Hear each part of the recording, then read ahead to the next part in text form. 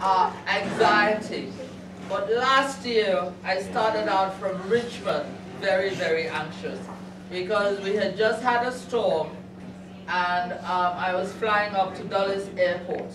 So the plane was late getting to Richmond, which meant we were late getting to Dulles Airport. And I missed my flight to London. So the airlines were good enough to put me up in a hotel and so on. And I was so angry because I had to come back. My luggage had gone. And I had to come back to get some clothes. So I asked the hotel manager if he could, how much a taxi would cost. And he said, oh, it would be about $100 from Dulles to Richmond. Oh, no. Wow. Oh, no. So he got me a taxi the next morning, and it was $300. So Clive said to me, tell him to drop you off at the airport. And when we dropped off at the airport, he went straight to United and talked to them about the amount of money I spent, and they gave me, but they refunded the taxi fare. They gave me another plane fare to go up to Dulles again, and they rearranged my flight. So I left, I went back up, this was on a Friday morning. I left for Dulles Airport Saturday morning at 6:30, got there at 7:30 in the morning, waited until about 4:30, 5 o'clock at the airport for my flight, which was late coming in, but we left for London anyway. Got into London at about 7:30 in the morning. I had breakfast, and I was supposed to pick up my flight for Freetown at 4. That flight came in late, so we left London at about 8 o'clock that night. I got to Freetown, I left for Freetown about 6. We were a couple hours late. Got to Freetown at about 12:30 in the morning, and by the time I went through customs and everything, I got a guy who asked me, well, how do you want to cross?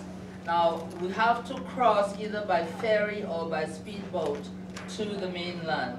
And I said, well, how about the speedboat? So he said, oh, yes, you can go by the speedboat that's just started running. They're very good, showed me a picture of it and so on. We got to the jetty where the speedboat was supposed to be, waited and waited and waited, and the speedboat was not there, and it had problems, so I had to go on, next slide, the big ferry, which is this thing. And it takes about an hour from the airport to get to the mainland on this ferry. So, It took about 4 days. something like that, 3 days to get to Freetown. Once I got to Freetown, about 1 o'clock in the morning, I had to find a taxi now, which was going to take me home. And next slide. And this is where home base is. This actually up here is my bedroom. Now, when I get to Sierra Leone, I usually have to wear 3 hats. First, I'm the international director of LCDRS Sierra Leone and must go to Mambo to visit the UN. I visit the village, spend time down there, and then when I come back to town, I have to visit the United Methodist Church staff quarters to advocate for teachers, pastoral visits, etc. Last year, I wrote a letter to the bishop about the problem of very few teachers, and I've still not heard from him, although he said he would think about it and look into it. I also have talks with members of the government about organizing with the National Commission for Social Activities, because they promised to build us the health post. Last year they said, oh yes, we have you on the list, but we're not doing anything till after elections.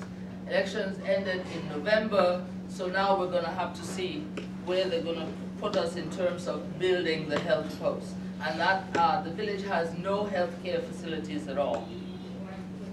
Then I even had appointments with the First Lady, who is a younger alumnus of my high school, to discuss Mambo issues. And sometimes it takes several visits to these people to get anything done. Then second hat is as the head of the Stewart Farquhar family. In 2011, my sister met me in Ghana to say that my aunt, the last surviving of my mother's siblings, had died, and that put me in the position of head of the Stewart Farquhar family. And I was immediately informed when I arrived that I was now the head of that family. That made me the chairman of the Melvin Stewart Trust, which funds the Well Woman Clinic in Freetown. Besides attending trustee meetings, I visit the clinic. Next slide. Next slide. Oh no, this is Mambo. Okay. I visit the clinic whenever I'm in town, and in the early days I used to assist in doing physical examinations. Okay. This year, after a brief staff meeting, we planned the trip for that Wednesday. But I had been told the day I arrived, I received a phone call saying that a friend of mine had just lost his brother, and so I had to figure out how I was going to fit that in with that funeral, which was very necessary for me to attend. The third hat, I forgot to mention, is as an elder in the Caulker family. This means attending any family events, participating in family meetings, and this year was no different. The visit last year was no different. Okay, the evening after I arrived, I got the phone call about my friend's death, and after a brief staff meeting with the LCDR staff in Freetown, we planned our visit for that Wednesday after the funeral. In the meantime, while we were waiting for the time to come, there was a Caulker family one-year memorial service which I had to attend. Then there was a political meeting with a candidate from the chiefdom who was going to present his intention to run for MP in the district. He lost. And then as we were supposed to leave that Wednesday afternoon, we thought we would leave that Wednesday and stay there through Sunday, which was a longer time than we normally stay. The car we had rented, my cousin's car, was taken to the shop Wednesday morning with the promise that I would be right back. P.S. he did not get there until 2 o'clock in the afternoon, which meant that we could not travel that day because we would be arriving late and we didn't want to travel late at night.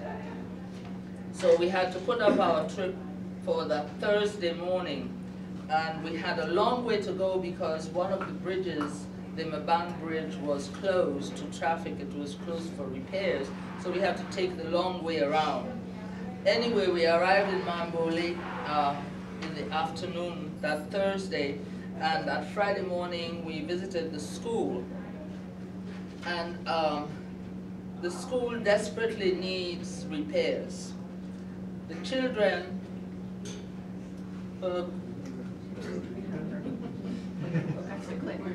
yeah, that's the school.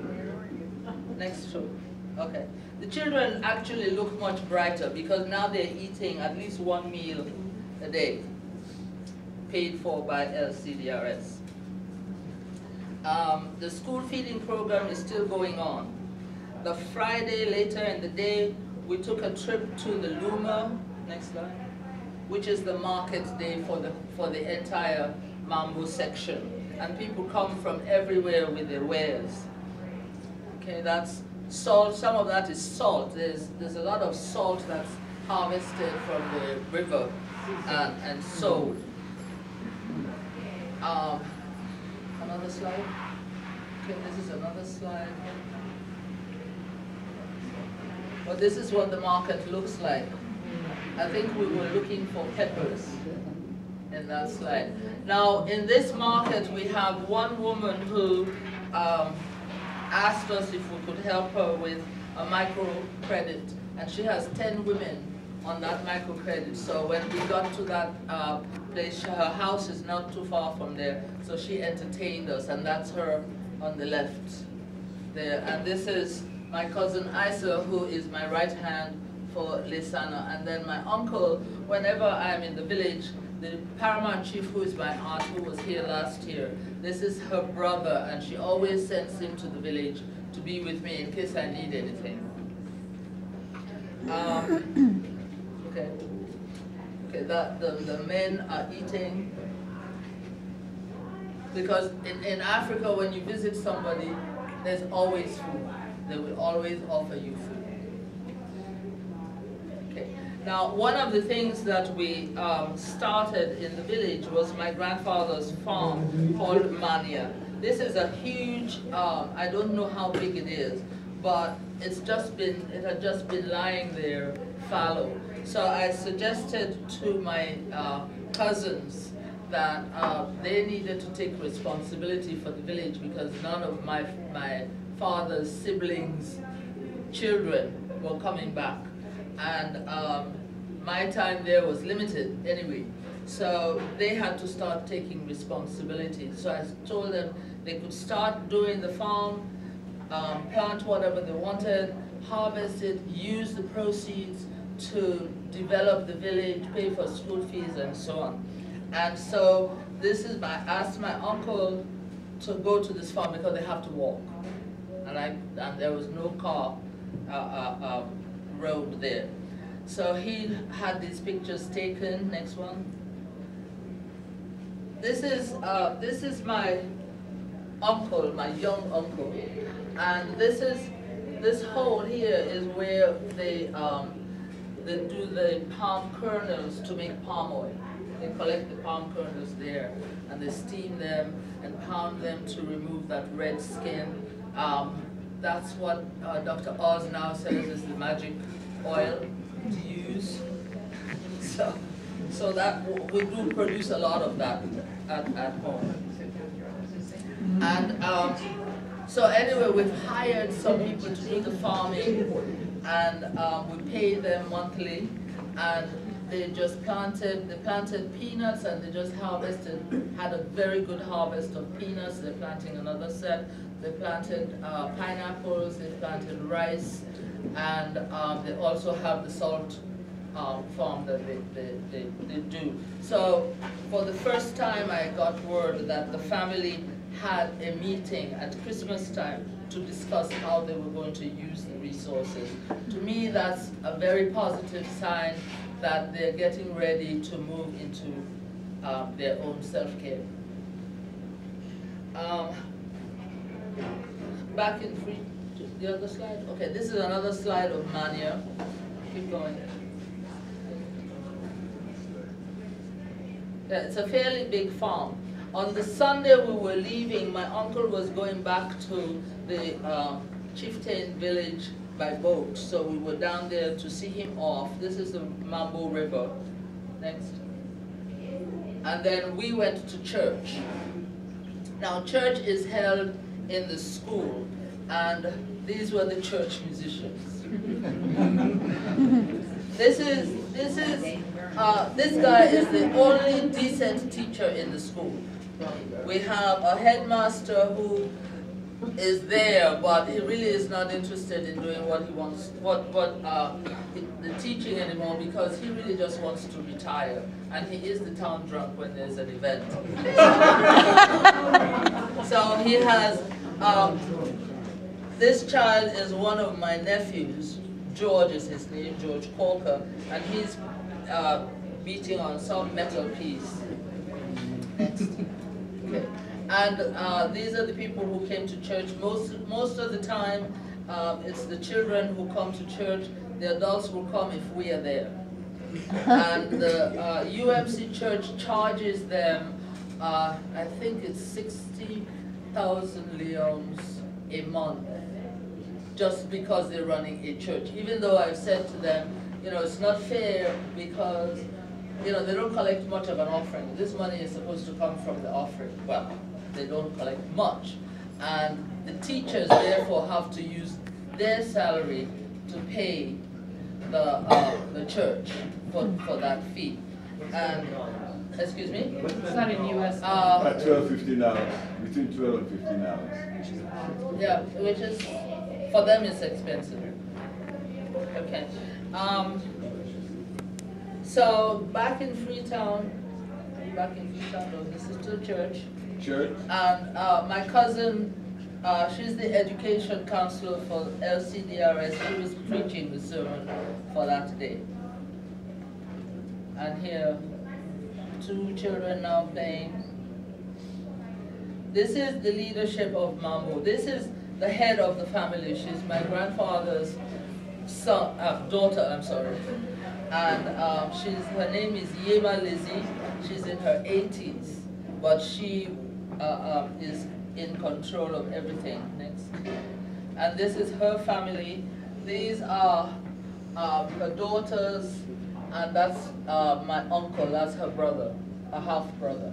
So these are the people who are in charge of Mambo. And then her grandson is also, who's not pictured, is also part of the leadership. And that's who I am working with to take responsibility for the village, because I realized that the other people in the village really couldn't care less about the whole village, because it does not belong to them.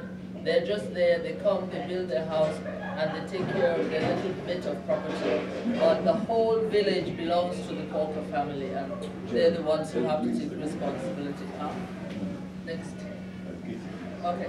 Back in Freetown, I had a few days where I could rest, go to the beach. So this is my cousin-in-law who we went to the beach together, spent an afternoon at the beach. Next slide. That's Lovely Beach. Next. Okay, that's me. Okay.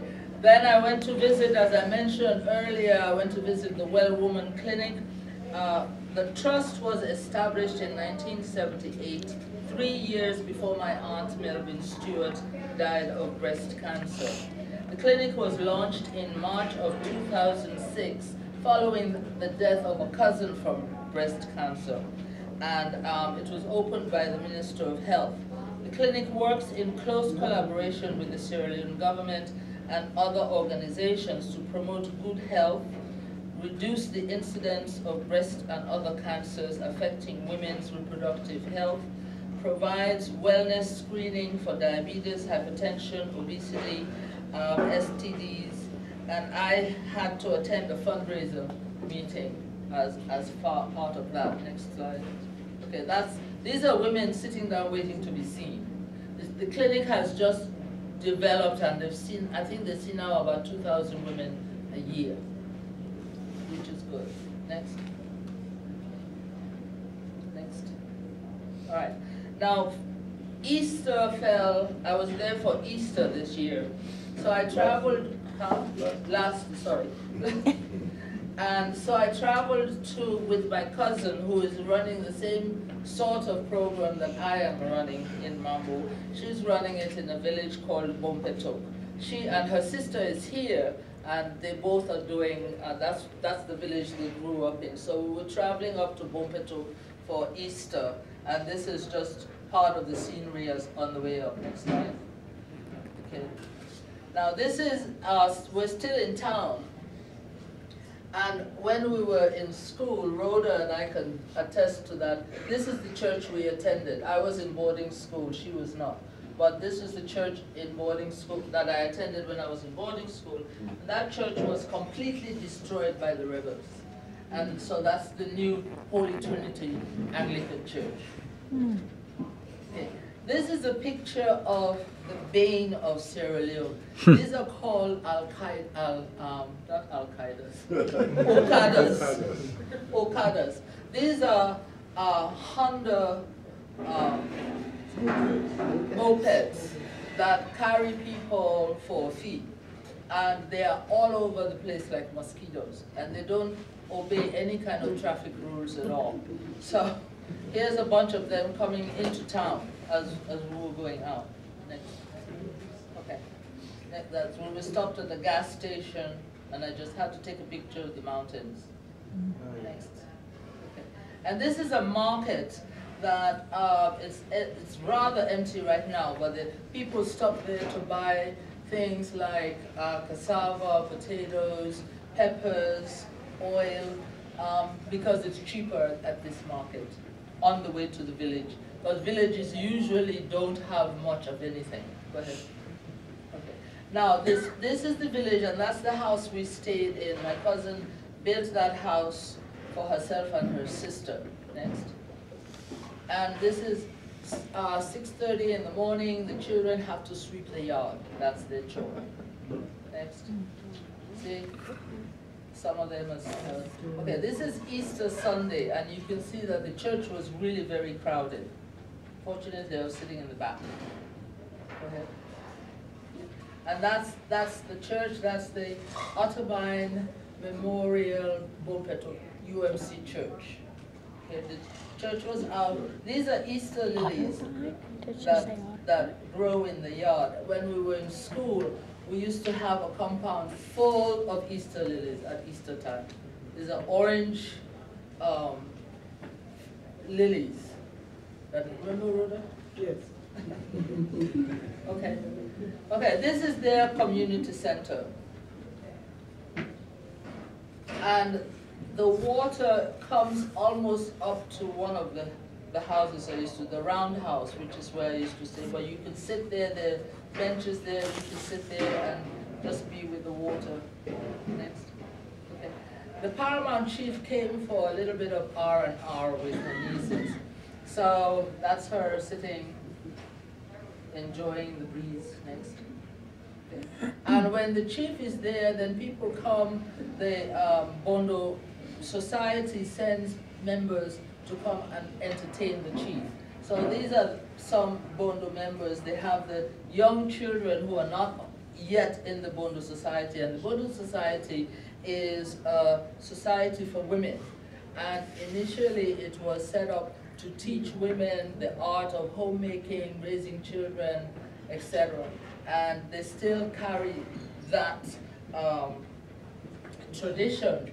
One of the problems with the Bondo Society, according to Westerners, is that they do have the surgery, the female genitalia surgery, and it's very, very, very, very difficult to change that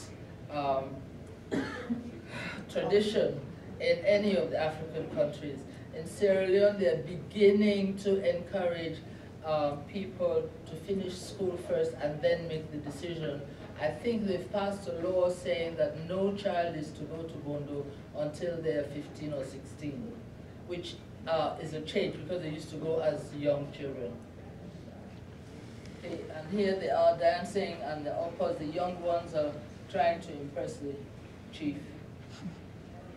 This little girl is about 2 years old. And she was just very much into it. There she is, sitting down. Okay, and that's the chief at the end of the day. Okay. Now, one of the things that happens, and this was good for me because I was able to learn about the interaction of the people in the village with the chief and with my cousin and how to do it, because I'm by myself in my own little village.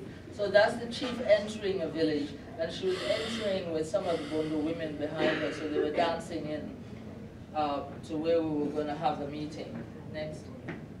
Okay, these are the people sitting down, listening to this is the section chief, and he is introducing the chief and telling them why she's visiting and what their problems are. And these are some of the other elders. And that's my cousin Annie, who I think she was at one of our soirees before. But and these are all the people just sitting and looking at us. Okay, that's the chief again. Now she was also asked to go and bless a fishing boat, and this is the boat behind her. I must say that Muslims and Christians get on together very well. The guy who owned this boat is a Muslim, but he wanted her blessing for the book on the boat. So we went and did a little ceremony there. Next. Okay, that's the village, and the village sits on the water. That's the fishing village. Okay, and then we went to somebody's house, and they were bringing in gifts for the chief, and you see fish. You know. Okay, next. Okay. And then we were invited to go to the mosque that had just been built.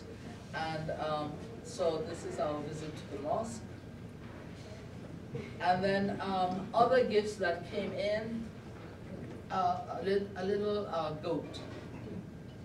And he was really very upset. This was not a gift, but I just had to take this picture of this chicken who seemed to have lost his parents. Next. Okay, now they have built a school, and there's a bit of a competition between the my cousin's project, which is the what is the name of it? And the government school. So this is their school that they've built, and Magic Penny is the name of the organization. They built this school, and this is the government school that was built right next to it. And I don't understand why. Okay, then I got back to Freetown after Easter, and there was another family memorial service. This time it was a memorial service for Caulker family member. Next. Okay, and these are, this is his sister, and that's my cousin, and that's an aunt. As part of that. Then one of the high schools, the Prince of Wales School, had its Thanksgiving. And after the Thanksgiving service, they had a parade through town back to their school. Usually I could march with them from the church back to the school, but this time I started halfway. These are the old boys in the white uniforms and the hats. Next. These are the Boy Scouts. All Scouts and Girl Guides are school related, not church related. So this is Prince of Wales Boys School, and that's their school band, made up of old boys as well as present boys. And that's the end of that parade. Now they're entering into the gates, and the young ones, these are the first form, you know, freshman high school. They were just jumping in there. Next. Okay. And that's their compound. The old boys were standing at the top, whilst the rest of the class and visitors were milling around. And that's myself and my cousin, who's on the band. In the band, this is Dr. Michael Ford, who is an orthopedic surgeon. And that's his daughter and myself. Next. Okay. Then the other thing I had to do, because it was 1 year since my aunt died, we had to do a memorial service. This was the Stuart Farquhar Memorial Service. And that day we put in her plaque, and this was her grave that had been redone and so on. Next. Okay, and this was some of the women from the school in which she taught. The old girls from the school in which she taught, they had come to the service as well. And we had lunch, and this little girl has on the uniform that Rhoda and I wore forever. Okay, this is another family birthday that I had to attend. Next. Okay, and then another thing I did, which was very interesting for me, was to go to the home where I had grown up. My dad was the principal of the Albert Academy, and we had principals who lived in the principal's quarters. When I went this time, I was almost in tears, because this place, this is where I grew up. This was my room up here, and now Nothing looks like what it was when I was there. Next. Okay, this is another view of the house. This used to be a huge rock that we had bonfires and wiener roasts on. Doesn't exist anymore. Go ahead. And this used to be the boarding school. As you can see, there are no more windows. The old boys here are raising funds, and nobody knows what happens to the funds. You know, they do hold some classes in there. I don't know why. Next. That's what we're doing. Okay, this used to be the carpentry and print shop when my dad was there, and I think they're using it as classrooms. I think they might have a carpentry shop, I'm not sure. This is the main school building. This was built in 1959. It was opened in 1959, and if you go in there now, it's like garbage dump. You know, and I took this picture because these two guys, their parents had died, and they each of their father was my cousin Addie's brother, and herself and her sister took each one, and they hadn't seen each other for about 35 years. So this was their first reunion. Okay, and then we were traveling around the peninsula, which was, the peninsula is where, which the British had paid beads and other things for, when they brought their freed slaves. And there's a road that goes all the way around the peninsula. So we were going to the village of Sussex for dinner. And that's the road. They're in the process of paving that road. Okay, and this is some of the scenery as we were going. Okay, this was at Sussex, and this is where we landed for dinner. Next. Okay, next. That's my cousin and his wife again. Next. And myself and my cousin. Okay, if you notice, we had ordered lobsters. These two things in here are where the lobsters were, live lobsters. And so when we made our order, next, the two guys came and went to those boxes, opened them, and came out with lobsters. That's one person's dinner.